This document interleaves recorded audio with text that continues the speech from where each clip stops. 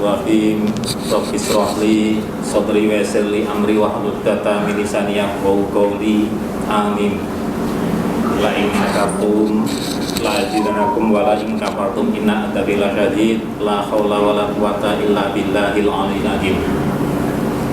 Hadirin jamaah salat duha yang dirahmati Allah, marilah senantiasa kita membacakan rasa syukur atas nikmat dan karunia Allah Subhanahu wa taala yang alhamdulillah pada pagi hari ini kita dapat dipertemukan di majelis yang sangat memberikan berkah ini.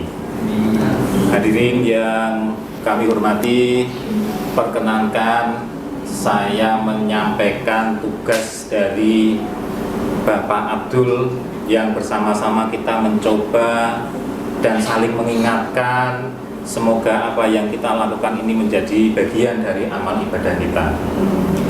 Bapak Ibu hadirin jamaah sholat duha yang dirahmati oleh Allah, marilah kita mencoba untuk membaca ayat-ayat kauniyah yang diperlihatkan kepada kita.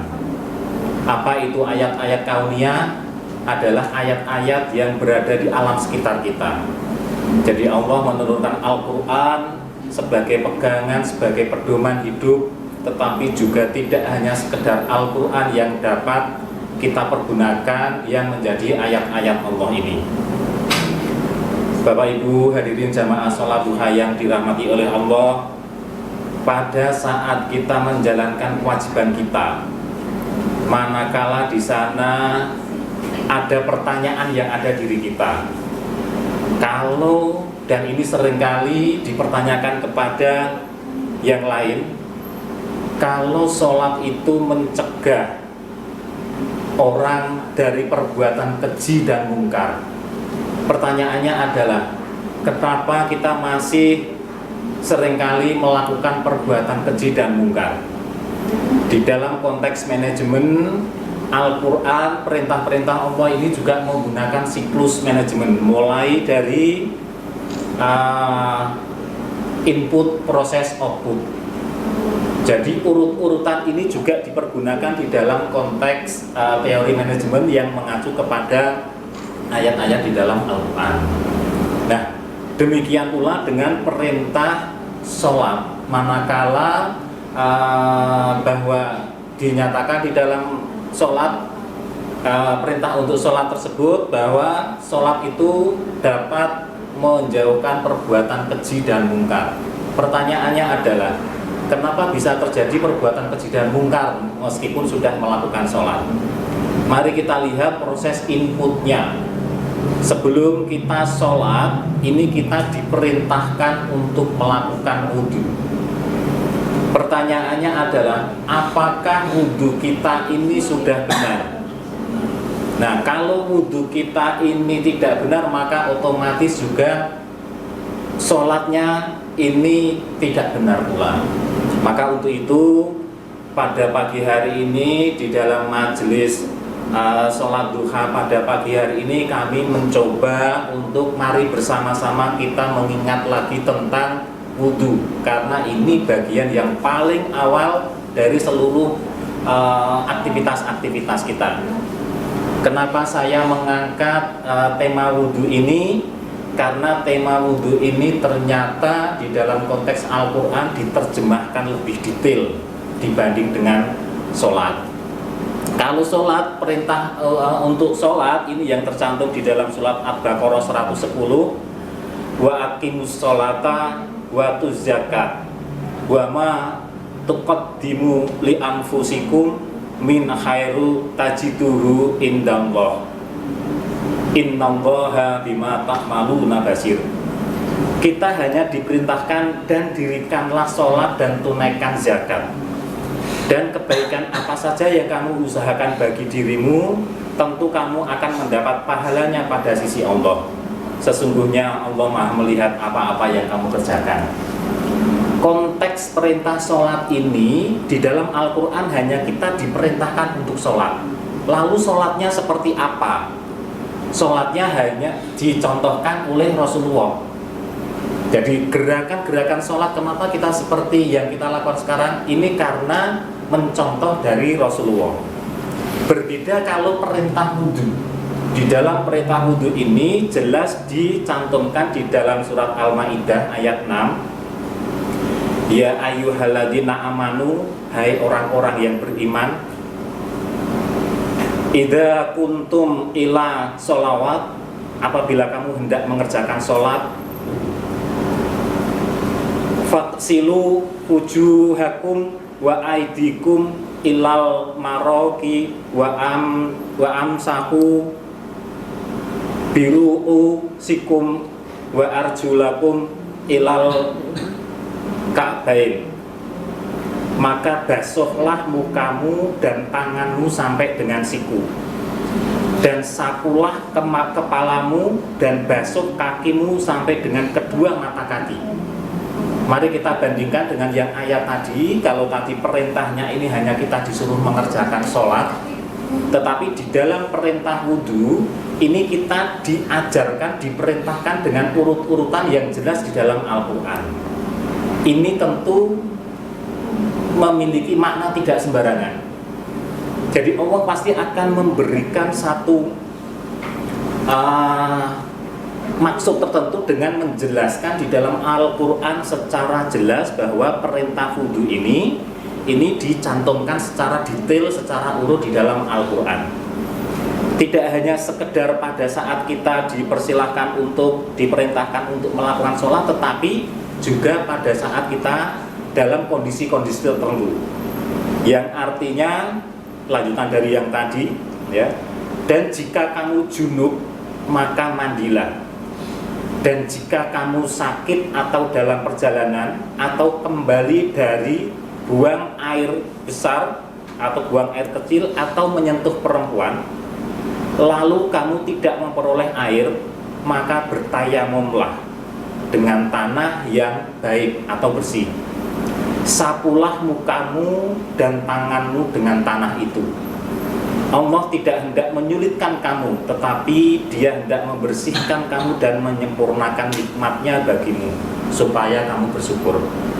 Nah, mari kita lihat, ayat ini jelas menunjukkan bagaimana cara kita berwudu, bagaimana cara kita bertayamum, pada saat apa kita harus berwudu. Ini dijelaskan, berbeda dengan sholat tadi. Sholat tadi hanya diperintahkan, kamu diperintahkan untuk sholat. Gerakan sholatnya seperti apa tidak dijelaskan. Artinya apa?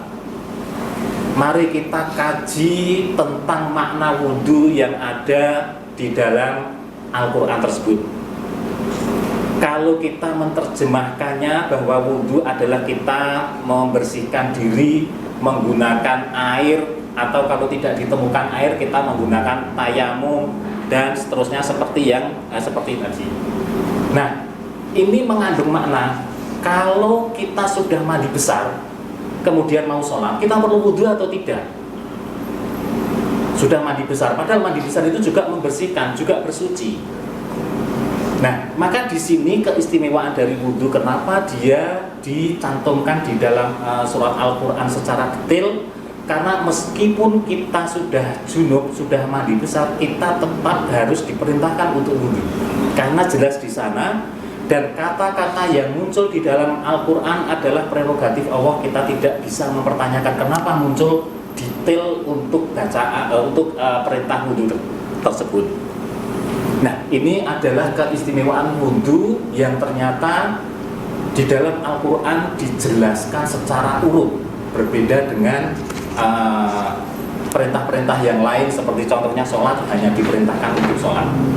Pasti ini ada rahasia di balik perintah Allah seperti ini. Mari kita coba kaji lagi pada saat kita melakukan wudhu.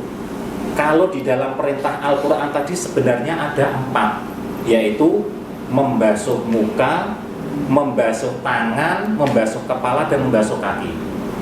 Tetapi ada sunnah-sunnah wudhu yang lain, misalkan pada saat memulai aktivitas ibadah kita dengan membaca bismillah, kemudian pada saat kita mencuci anggota tubuh kita ini disunahkan untuk 3 kali, kemudian juga mungkin bersiwak, siwak itu membersihkan gigi dengan kayu siwak, ya. Kemudian ada berkumur, misalkan pada saat puasa seperti ini, bagaimana kalau kita tidak berkumur? Tidak apa-apa, karena itu memang sunnah, ya, karena wajibnya hanya 4 tadi. Kemudian membasuh telinga, kemudian kalau nggak ada air melakukan tayamum, kemudian melebihkan bilasan atau mencuci beberapa kali, ya. Membersihkan sela-sela jari tangan dan kaki, menggosok anggota wudhu, tidak hanya membasuh tetapi menggosok, ya. Kalau membasuh itu hanya menyiramkan atau membasahi saja, tetapi kalau menggosok ini membersihkan. Kemudian mengusap bagian telinga, dan itu dilakukan harus secara urut. Seringkali kalau kita pada saat mau jamaah, temannya lagi wudhu kemudian diajak ngobrol begitu, akhirnya kepotong dengan ngobrol. Nah, mari kita perbaiki lagi konteks berwudhu kita, itu harus kita lanjutkan dulu, baru kemudian kita menyambung pembicaraan. Kemudian kita juga disunahkan untuk menghemat menggunakan air, membaca doa setelah wudhu. Saya yakin ini Bapak Ibu semua juga sudah seringkali melakukan. Kemudian melaksanakan sholat, biasanya kita sebut dengan sukril wudhu, tetapi kita jarang sekali untuk melakukan ini. Sementara wajib wudhunya ini adalah membasuh wajah, membasuh tangan, membasuh kepala, dan membasuh kaki. Nah, perintah ini ada 4 perintah yang tercantum di dalam Al-Quran seperti ini. Kalau kita melihat dari perspektif fikih, perintah anggota badan untuk dicuci dengan cara wudhu seperti ini, lagi-lagi kami sampaikan, ini adalah hak prerogatif Allah. Berarti itu harus dilakukan 4 hal wajib wudhu tersebut, ya. Nah, kemudian kalau kita lihat dari sisi perspektif tasawufnya, ada apa sebenarnya wudhu ini? Kenapa dicantumkan di Al-Quran secara detail, berbeda dengan pada saat sholat? Nah, mari kita lihat rahasia-rahasia apa yang ada di dalam perintah wudhu yang dicantumkan 4 perintah tadi secara rigid, runtut di dalam Al-Quran. Dan ternyata 4 hal tadi, ya, kita membasuh tangan, membasuh muka, membasuh kepala dan kaki, ya. Ternyata kalau kita lihat bagian muka itu yang seringkali kelihatan, ya. Kemudian telapak tangan atau tangan, kemudian kaki dan kepala. Artinya apa? Ini yang seringkali kita melakukan dosa terhadap 4 organ tubuh kita ini, ya. Kalau ini tidak dibersihkan, maka dosa-dosa ini pun juga masih ada berada di dalam diri kita. Mari kita lihat. Yang pertama adalah membasuh wajah atau muka kita. Organ tubuh kita yang ada di wajah ini ada banyak sekali, ya. Mulai dari mulut, mata, hidung, telinga, dan sebagainya. Pada bagian kepala ini tersimpul organ tubuh yang ternyata seringkali melakukan dosa. Mulut, tak terhitung jumlah berapa orang yang menjadi sakit karena mulut kita. Entah itu dibohongi, difitnah, digunjing, dibicarakan aib, dimaki, dihardik. Belum lagi janji palsu, sumpah palsu, persaksian palsu, dan bicara kotor misalkan. Bahkan kita tidak juga bisa menghitung berapa jenis makanan yang masih abu-abu yang masuk ke dalam perut kita melalui mulut. Entah itu haram, entah itu halal, yang masih subhat seperti itu. Ini dari mulut. Mari kita ingatkan lagi di diri kita, apakah benar makna dari wudhu tersebut. Kemudian kalau kita melihat lagi organ kita yang mata, apa dan siapa yang pernah kita tatap? Apa yang kita lihat? Apakah yang kita lihat ini perbuatan yang haram ataukah yang tidak? Karena pada dasarnya juga kita seringkali melakukan zina mata, entah itu dengan sengaja ataukah memang dengan tidak sengaja. Ini memiliki makna. Seringkali mata kita ini melihat hal yang mestinya tidak boleh kita lihat. sehingga mata diberikan kelebihan dengan kecepatan kelopak mata berkedip ini sangat luar biasa. Apa maknanya sebenarnya ini? Jadi kita sebenarnya diperintahkan untuk melihat hal-hal yang semestinya dilihat, bukan yang tidak semestinya yang dilihat, sehingga kecepatan menutup kelopak mata ini sangat luar biasa. Mari kita coba ingat-ingat lagi di kita, hidung kita ini, apa yang dilakukan oleh hidung kita? Apakah melakukan hal-hal yang halal ataukah juga melakukan hal-hal yang haram? Mari kita coba ingat-ingat lagi di telinga kita. Apa yang kita dengar? Gunjingan orang? Apakah yang kita dengar ini justru hal-hal yang merupakan seruan-seruan ilahi dibandingkan dengan nafsu-nafsu setan? Mari kita coba ingat-ingat lagi apa yang telah kita lakukan. Apa makna filosofi dari perintah Allah dengan mengusap muka yang ternyata terdiri dari anggota badan yang banyak sekali dan sering melakukan dosa seperti ini. Nah, pada saat kita membasuh muka ini, kita akan terasa segar. Yang ngantuk menjadi tidak ngantuk. Ini secara fisiknya, ya. Secara non fisiknya, dengan kita berwudu mengusap muka, debu-debu dosa yang mengotori wajah kita ini akan hilang. Wajah rohani kita meliputi isi kepala kita berupa ideologi, pandangan hidup, kepribadian, ini kita bersihkan. Jangan sampai ideologi, pandangan hidup kita ini menjadi keliru. Kita luruskan niat lagi yang ada di kepala kita. Mata sebagai bagian dari wajah, selain berfungsi untuk melihat, berfungsi untuk memandang, ini juga menjadi sebuah pandangan hidup kita. Sudah benarkah pandangan hidup kita? Mari kita koreksi lagi yang ada di dalam diri kita. Apakah mata kita ini sudah bermakna, sudah berfungsi untuk menjadi pandangan hidup yang benar? Makna badani untuk melihat, makna secara filosofisnya ini menjadi pandangan hidup kita. Mari jernihkan pandangan hidup kita, mari basuh mata kita dengan wudu agar penglihatan kita ini diarahkan kepada penglihatan yang tidak menuju kepada maksiat. Kemudian mari kita ingat-ingat lagi mulut kita, ini bagian yang terpenting lain dari wajah. Dengan kita membasuh mulut kita, dengan kita berkumur, sebenarnya adalah secara filosofis membersihkan ucapan-ucapan kita ini dari perbuatan-perbuatan kotor. Mari kita lihat secara fisik, mulut kita ini dilindungi dengan dinding yang kuat berupa gigi. Ini maknanya apa? Sebelum ada sesuatu yang dikeluarkan dari mulut, ini dilindungi dulu, cek dulu. Dengan adanya dinding berupa gigi, itu pun masih dibantu dengan dinding berupa bibir. Dalam kondisi terkini masih dibantu lagi dengan masker. Artinya apa? Mari kita mencoba untuk membasuh mulut kita, untuk membersihkan apa yang akan kita keluarkan di mulut kita. Mohon maaf Bapak Ibu jamaah sholat duha yang dirahmati Allah, saya mencoba untuk mengingatkan diri saya, semoga apa yang saya sampaikan ini dapat tertanam di diri saya, dan semoga ini juga akan tersampaikan kepada Bapak Ibu semua. Untuk itu mari pada saat kita berwudu, di dalam angan-angan kita ini sambil berdoa membaca, ya Allah putihkanlah wajahku pada hari di mana putihnya wajah-wajah dan hitamnya wajah-wajah. Putihnya wajah-wajah, hitamnya wajah-wajah, ini artinya pada saat di yaumil hisab nantinya. Kemudian yang kedua, mari kita lihat lagi pada saat kita membasuh tangan kita. Perintahnya jelas di sana sampai dengan siku.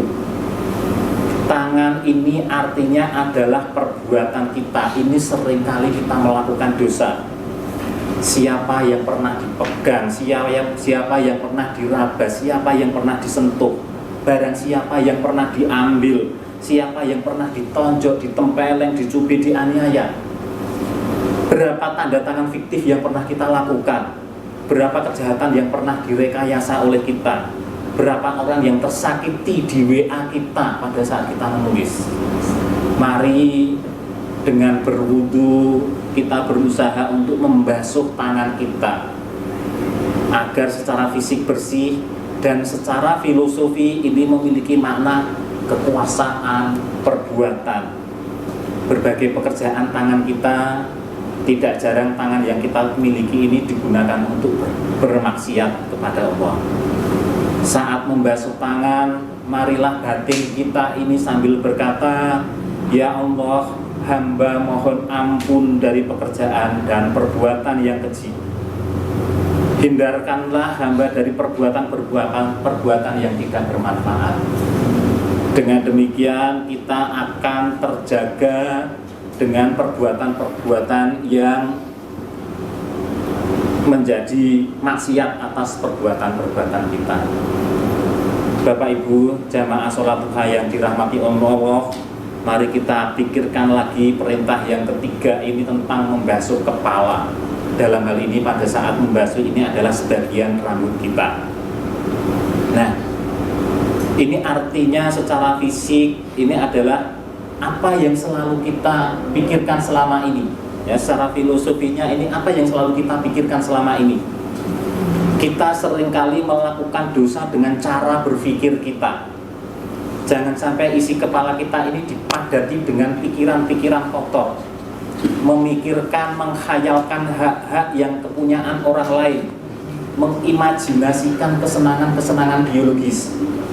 Kalau pesan dari ibu saya waktu saya kecil yang masih terngiang sampai sekarang, pesannya cukup sederhana, ojo gampang milik barang melok. Artinya di dalam pikiran kita mencoba untuk berkeinginan memiliki milik orang lain. Bahasanya cukup sederhana, tapi ini terngiang sampai sekarang, ojo milik barang melok. Bahasa yang lebih sederhana lagi, ojo gampang kepencut pupu kuning. Kalau zaman sekarang, ojo gampang kepencut pupu kuning. Nah, mari kita lihat lagi filosofi dari membasuh kepala kita.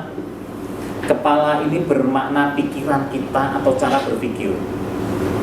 Membasuh kepala bermakna membersihkan batin dan pikiran atau cara berpikir yang keliru.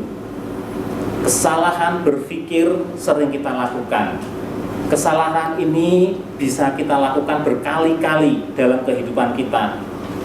Membasuh kepala bermakna membasuh batin dari pikiran-pikiran kotor. Untuk itu, mari pada saat kita berwudu, pada saat kita membasuh kepala, sambil di batin kita ini berucap, ya Allah, hamba berlindung kepadamu dari pikiran-pikiran yang kotor dan jahat, dan dari cara berpikir yang salah, karena ini yang akan menuntun apa yang kita lakukan ke depan.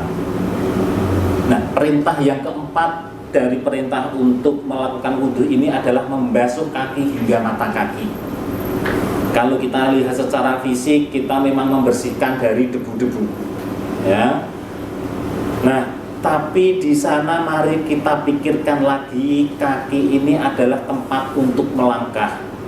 Pertanyaannya adalah kemana selama ini kita melangkah? Apakah kepada tempat-tempat yang mulia, ataukah kepada tempat-tempat yang kotor? Ke tempat-tempat yang maksiat, ataukah tempat-tempat yang bermanfaat? Mari kita bertanya lagi. Jadi secara filosofis kita membasuh kaki ini bermakna adalah membersihkan jalan hidup kita. Membasuh kaki ini bermakna membersihkan batin dari jalan hidup yang melenceng. Mari kita mencoba untuk kembali jalan yang benar. Bermakna pula untuk menghapus jejak-jejak masa lalu yang suram kita, untuk kembali ke arah yang benar.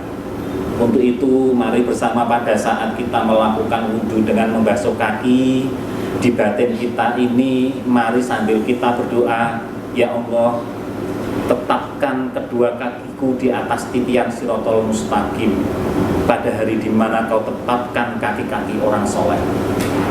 Nah, ini juga muncul di dalam lagunya si Bimbu ini dengan judul Wudhu. Nah, ini juga mengarahkan kepada kita, mari kita mencoba untuk pada saat kita berwudu ini benar-benar kita mencoba tidak hanya membasuh dari sisi fisik, tetapi juga kita membasuh dari sisi non fisik. Lalu apa kaitannya dengan pekerjaan kita? Teman-teman, Bapak Ibu jamaah sholat duha yang dirahmati oleh Allah, tempat kita bekerja ini adalah tempat menuntut ilmu. Nah, tempat menuntut ilmu ini berbeda kalau berada di perusahaan-perusahaan. Artinya apa? Mari kita di dalam pikiran kita, di dalam perbuatan kita, di dalam batin kita, di dalam langkah kita, ini juga mencerminkan kita berada di lingkungan pendidikan. Bekerja di lingkungan pendidikan itu tidak bisa mengkayakan, tidak bisa menjadi kaya. Silakan Bapak Ibu semua mencoba melihat di kampus mana yang mengkayakan orang-orang yang berada di dalamnya. Kalau pengen kaya, berdagang. Itu yang dicontohkan oleh Rasulullah. Tidak perlu pendidikan tinggi karena semua orang bisa berdagang. Makanya dicontohkan, tetapi juga di sana yang paling sulit adalah berdagang karena di sana banyak sekali godaan-godaan. Untuk itu di dunia pekerjaan kita, di lingkungan pekerjaan kita ini, maka kita tidak bisa mencari harta, tetapi ini dimuliakan oleh Allah di tempat menuntut ilmu. Nah, yang gampang itu misalkan disesuaikan dengan budaya yang ada di Indonesia. Kalau di budaya Bali itu tempat bernaungnya di lembaga pendidikan itu adalah tempat yang paling terhormat. Kasta yang paling tertinggi adalah Brahmana, yang kedua kesatria, yang ketiga Waisya dan Sudra. Kesatria itu pejabat-pejabat pemerintahan. Nah, artinya apa di sana? Brahmana, lihat Brahmana, pakaiannya cuma diselempangkan di dada, sederhana, tetapi dia diletakkan di posisi yang paling tinggi. Lalu kita seperti apa? Kita sudah berada di posisi tertinggi. Lalu kalau sudah tertinggi mau apa? Kalau mencari kekayaan berarti turun derajatnya menjadi seorang kesatria. Padahal kita berada di sini sudah berada di posisi paling tinggi. Ya. Kalau kita lihat dari sisi budaya Islam mengatakan alim ulama berasal dari kata ilmu, orang yang berilmu. Kita lihat pakaiannya juga sangat-sangat sederhana. Tetapi para pejabat pemerintah apalagi pada saat pemilihan pasti akan datang ke para alim ulama ini. Berada di posisi tertinggi. Dalam budaya Jawa kita seringkali melihat kalau lewat ke hutan sambil berdoa tertentu mengatakan kalau harimau itu binatang paling ganas di hutan, kita menyebutnya kiai ini. Senjata paling ampuh juga disebut dengan kiai ini, keris dan lain sebagainya. Artinya di sana apa? Makom atau tempat berada di dunia pendidikan ini adalah makom-makom yang cukup diperhitungkan, meskipun tidak menjadikan kita kaya. Nah, mau pilih mana? Mau menjadi Brahmana ataukah kesatria? Demikian yang bisa saya sampaikan. Wassalamualaikum warahmatullahi wabarakatuh. Alhamdulillah, terima kasih kepada Bapak Kiswoyo SEMM atas tausiahnya yang sangat bermanfaat untuk kita semua. Jadi intinya sebelum kita sholat, marilah kita perbaiki wudhu kita, karena wudhu itu adalah sesuatu yang membersihkan diri kita. Kalau wudhu kita sudah benar, insya Allah segala sesuatu yang kita lakukan pasti akan menuju kebaikan. Demikian, mohon maaf kalau ada salah kata. Wassalamualaikum warahmatullahi wabarakatuh.